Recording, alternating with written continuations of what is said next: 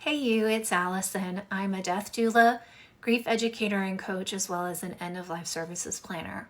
Today I want to talk about one of the many myths of grief.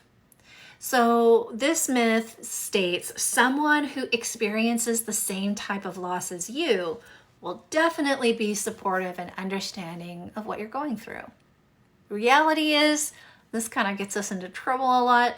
The reality is just because someone else also lost a child, a parent, a pet, a spouse, whatever it is, it doesn't mean that their experience will be the same or that their experience of grief will be the same as you. Heck, most of the time, it won't even be similar.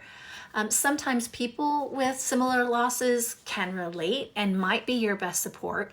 Sometimes it's someone with a totally different kind of loss with whom you can connect with.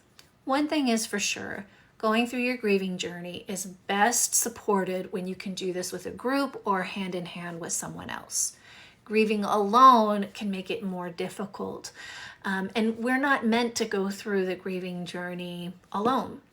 Most of all cultures talk about either through their ancestors or through history that grieving was a community effort. And as our society has gotten more technologically savvy and we kind of grew apart from living in communities right next to our families, we've kind of lost the art of that, particularly in the Western world. So what do you do with this information? Like, how do I get that community support?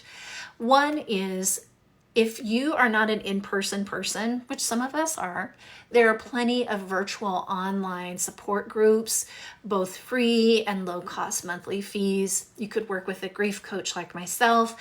Perhaps it's working with a therapist for a while. If you're a person of faith, there's lots of institutions and spirituality institutions that have grief support groups. You may even want to get in touch with your local hospice center. Many times those hospice centers will allow anyone experiencing grief to come in and be a part of their grief support group.